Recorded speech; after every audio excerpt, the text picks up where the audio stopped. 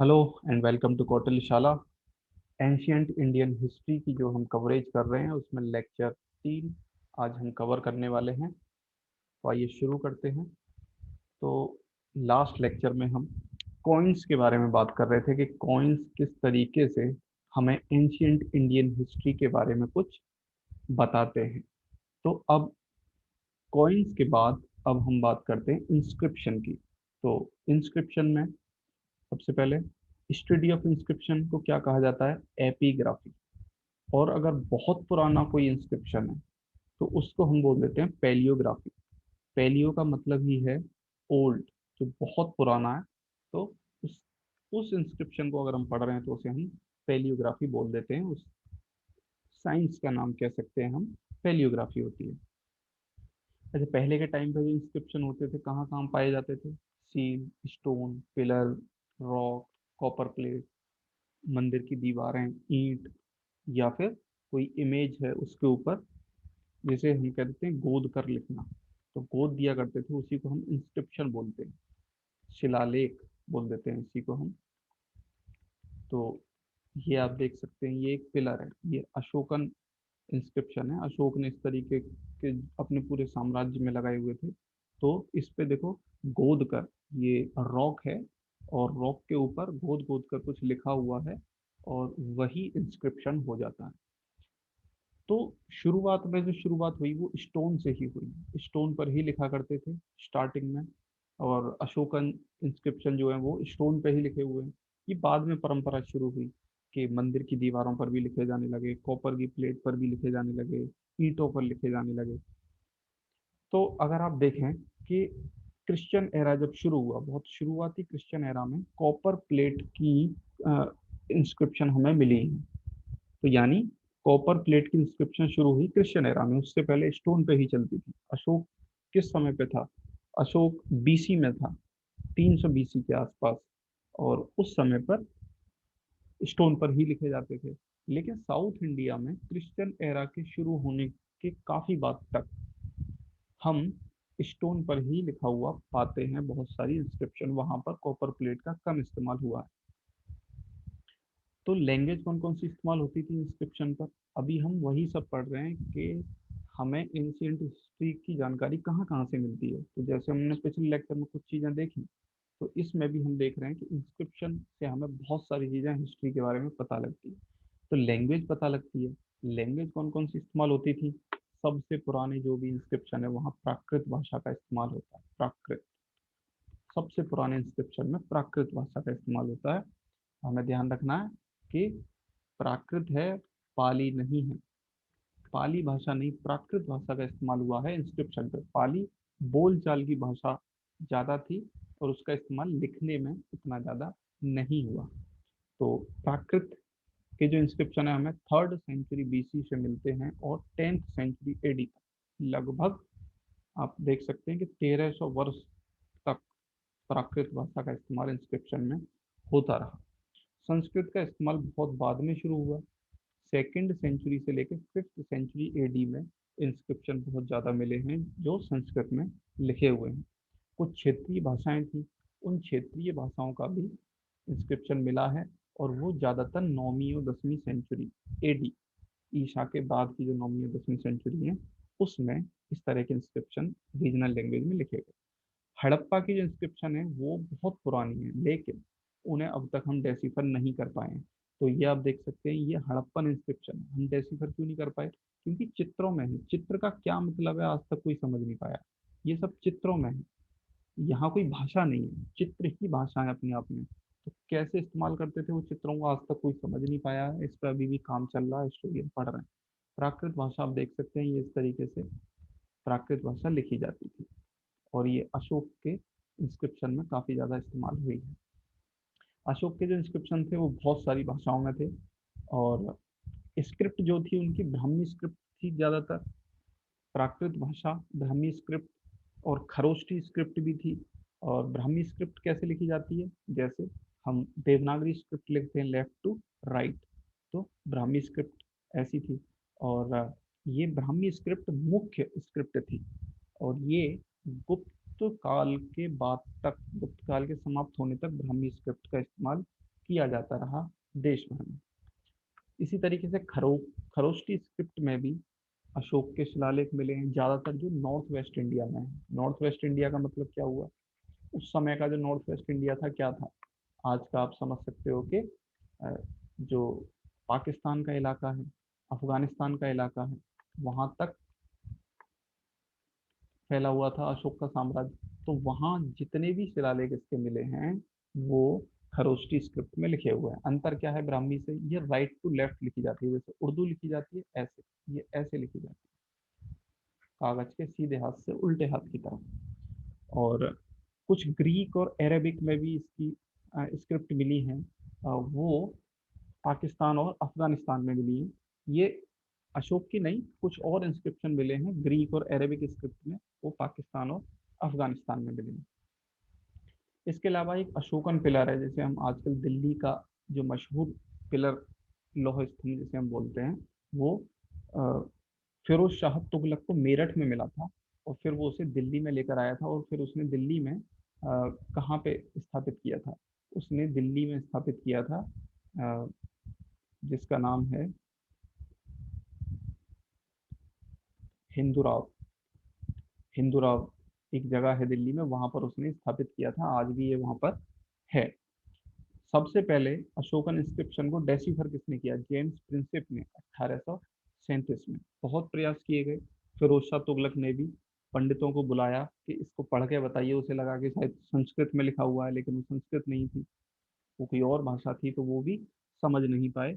फिर अंग्रेजों ने भी बहुत प्रयास किए, लेकिन फाइनली जेम्स प्रिंसिप ने, जो कि एक सिविल सर्वेंट थे ईस्ट इंडिया कंपनी के, या ये कह सकते हैं आज के जो आईएएस हैं, उन्होंने 1837 में इसको डेसिफर किया।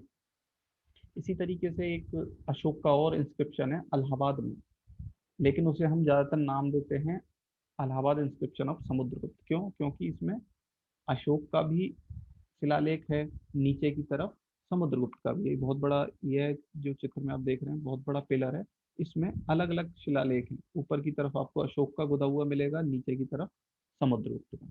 और इसमें समुद्रगुप्त की तारीफ में बहुत सारी बातें कही गई हैं, और जो समुद्रगुप्त के कवि थे, दरबारी कवि हरिसेन, उन्होंने समुद्रगुप्त की प्रशंसा में बहुत सारी बात कही है, तो वो इस पे लिखी हुई है। और इंस्क्रिप्शन से आपको पता लगता है कि कई बार लैंड ग्रांट देते थे, किसी मंदिर को अगर कोई ग्रांट दी जा रही है, किसी स्तूप को कोई भूमि दी जा रही है राजा के द्वारा, तो उसके लिए वो एक शिलालेख बनवा दिया करते थे। तो बहुत सारी जानकारी आपको इंस्क्रिप्शन से मिलती है। इसके अलावा हमने इंस्क्रिप्शन देख लिया, अब बात आती है लिटरेरी सोर्सेज, तो क्या क्या लिखा गया, वो भी तो हिस्ट्री की जानकारी देता है। लिखे हुए से भी तो हमें उस समय के समाज के बारे में पता लगता है। तो इंडिया में 2500 बीसी में ही लिखा जाना शुरू हो गया था, लेकिन अ, सबसे ज़्यादा जो मैन्यूस्क्रिप्ट्स हैं वो 4th सेंचुरी एडी के आसपास हमें मिलती हैं, क्योंकि उस समय पर एक स्थायी तरीके से लिखा नहीं गया, मतलब कि लिखना आता था लेकिन उसे किताब के फॉर्म में नहीं लिख के रखा गया, तो वो आज मिलता नहीं। लेकिन 4th सेंचुरी एडी के आसपास की बहुत सारी मैन्यूस्क्रिप्ट्स हमें मिलती हैं, और ये ज़्यादातर सेंट्रल एशिया में पाई गई, और अभी ये अलग अलग म्यूजियम में रखी हुई है, या फिर लाइब्रेरीज में रखी हुई है। जो रिलीजियस लिटरेचर है हिंदू का, जिनमें वेद है, एपिक्स, जिनमें रामायण महाभारत पुराण पुराण और ये रामायण महाभारत ये लगभग 400 एडी के आसपास लिखी गई हैं, ऐसा कहा जाता है, लेकिन इन पे भी विवाद है। और इन सबसे हमें क्या क्या जानकारी मिलती है, उस समय के समाज के बारे में, कल्चर कैसा था, सोसाइटी कैसी थी, है ना, और पॉलिटिकल स्ट्रक्चर कैसी थी, ये सारी जानकारी हमें इन सब को पढ़ने के बाद एक अंदाजा मिलता है। ऋग्वेद का जो टाइम पीरियड बताया जाता है वो 1500 से 1000 बीसी के आसपास बताया जाता है, यानी वैदिक एरा में, अर्ली वैदिक जो एरा है उसमें ऋग्वेद को लिखा गया। तो इसमें है क्या, ऋग्वेद में ज्यादातर प्रेयर है, प्रेयर ये प्रार्थना है ईश्वर से, लेकिन जो बाद में जो वैदिक टेक्स्ट आए, जिनमें यजुर्वेद, सामवेद, अथर्ववेद, या फिर उसके बाद उपनिषद, उन सब में रिचुअल्स भी हैं, मैजिक और माइथोलॉजिकल टेक्स्ट, इन सब के बारे में भी दिया हुआ है। और वैदिक काल के बाद पोस्ट वैदिक काल में ज़्यादातर रिचुअल लिटरेचर लिखा गया, रिचुअल कर्म कांड के बारे में ज़्यादा जोर दिया गया। इसी तरीके से हम एपिक महाभारत की बात करें तो ये 10th सेंचुरी बीसी से 4th सेंचुरी एडी के बीच में लिखा हुआ बताया जाता है, लेकिन इस पर अभी कोई कंफर्मेशन नहीं है कि एक्चुअल में किस सन में या किस समय पे ये लिखा गया। शुरुआत में इसमें 8800 वर्ष थे, बाद में जय संहिता उस समय नाम था इसका जब इसमें 8800 श्लोक थे, बाद में इसमें 24,000 हो गए श्लोक, फिर इसको नाम दिया गया भारत।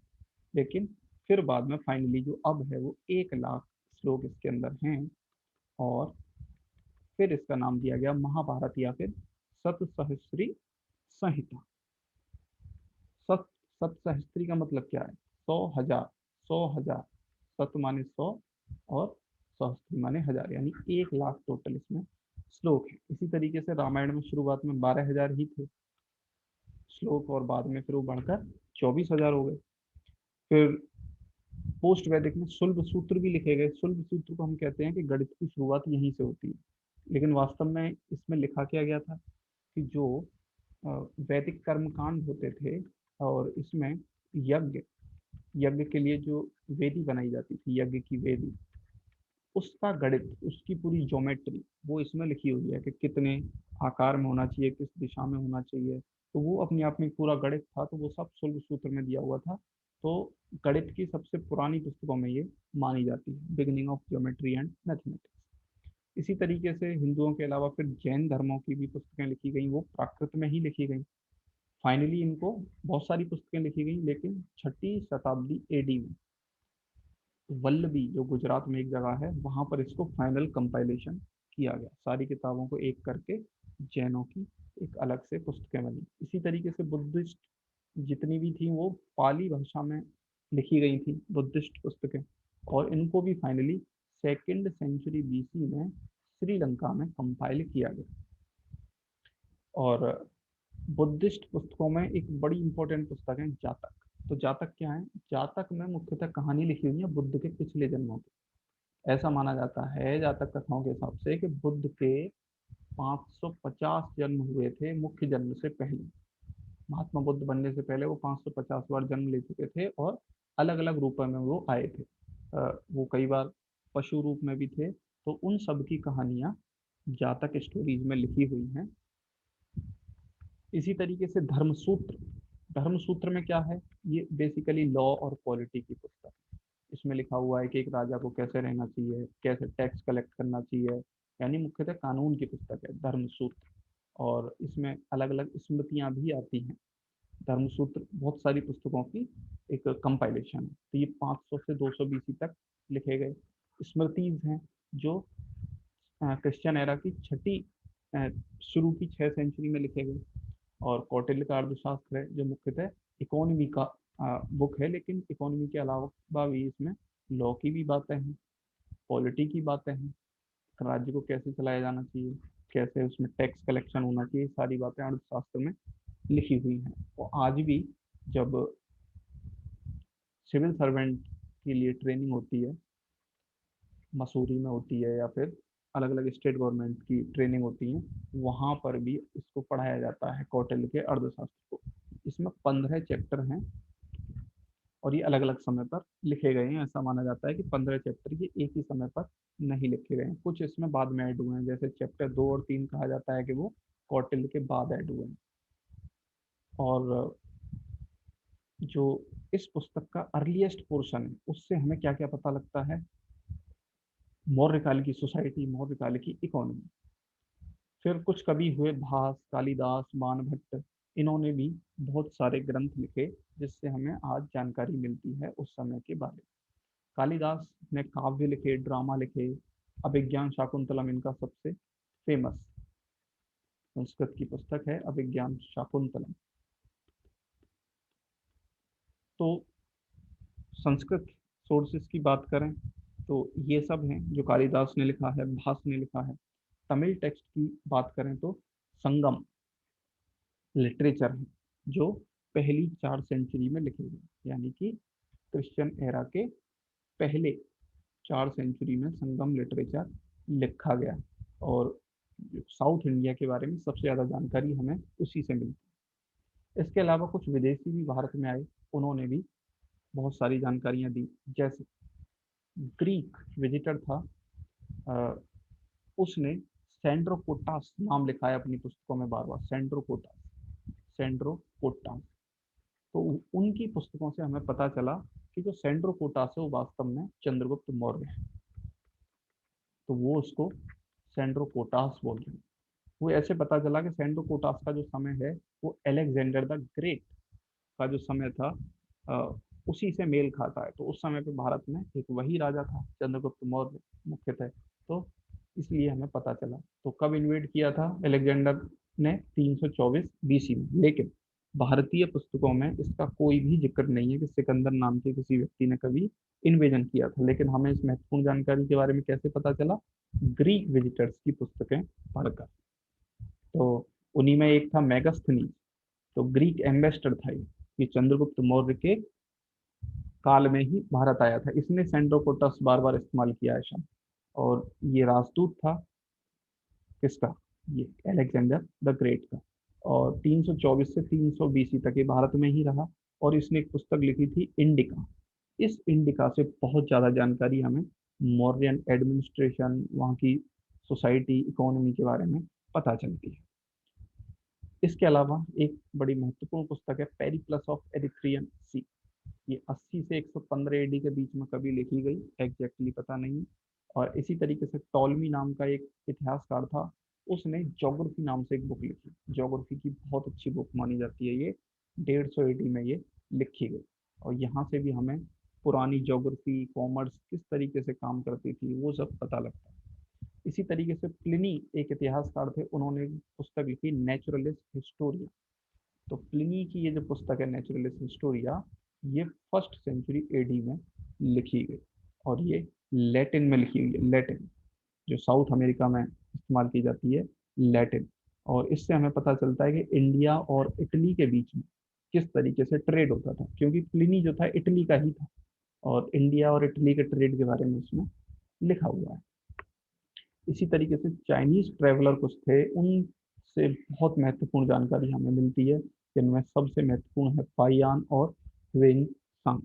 फाइयान कब आया भारत? 5th सेंचुरी एडी में। ह्वेन सांग कब आया? उससे लगभग 200 वर्षों बाद 7th सेंचुरी एडी में। फाइयान आया था 5वीं शताब्दी एडी के शुरुआत में, और ह्वेन सांग आया था 7वीं शताब्दी के लगभग बीच में।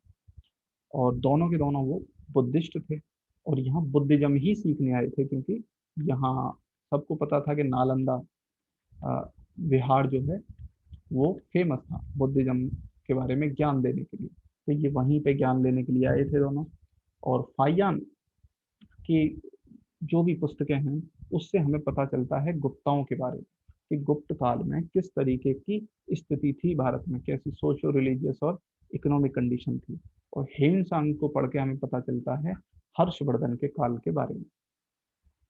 तो फाइयान आया था चंद्रगुप्त विक्रमादित्य के समय पर, और ह्वेन सांग हर्षवर्धन के समय पर। इसी तरीके से अरब का एक हिस्टोरियन था अल बरूनी, जो महमूद गजनी के साथ आया था। और इससे भी काफ़ी ज़्यादा जानकारी हमें मिलती है। इसके अलावा अलग अलग समय पर अलग अलग संवत शुरू हुए, तो ये भी हमें किताबों में ही पता चला कि कब कौन सा संवत शुरू हुआ। जैसे विक्रम संवत कब शुरू हुआ? 58 बीसी में। फिर शक संवत शुरू हुआ 78 एडी में। तो जो भारत का जो ऑफिशियल जो संवत है वो शक संवत है। आप देख सकते हैं द गैजेट ऑफ इंडिया, इसमें अगर आप देखें तो 5 अगस्त 2019, ये तो ग्रेगोरियन कैलेंडर है जो इंग्लिश कैलेंडर है। लेकिन इसके बाद में अगर आप देखोगे श्रावण 14 1941, अभी 1941 प्लस 2, ये 2019 है, तो 2021, अभी 1943 चल रहा है फिलहाल। यानी 78 वर्ष पीछे है जो शक संवत है। तो ये हमारा ऑफिशियल संवत है। तो इसके अलावा बहुत सारे और थे। गुप्ता एरा में भी एक संवत शुरू हुआ, वो 319 एडी में शुरू हुआ था। सब ने अलग अलग शुरू किए।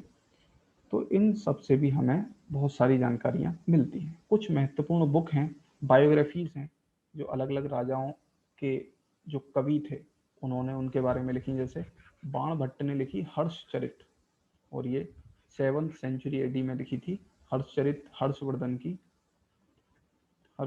की क्या है, बायोग्राफी है। और इसी तरीके से एक रामचरित है जो संध्याकार नंदी नाम के एक राइटर ने लिखी। पाल राजा था रामपाल, उसके बारे में लिखी है, उसने कुछ युद्ध लड़ा था, उसके बारे में इसमें जिक्र है। एक है विक्रमांक देव चरित जो बिल्हण नाम के कवि ने लिखी, और विक्रमादित्य 6 के बारे में है। विक्रमादित्य 6 जो है वो चालुक्य किंग था, तो उसके बारे में विक्रमांक देव चरित बिल्हण ने लिखी।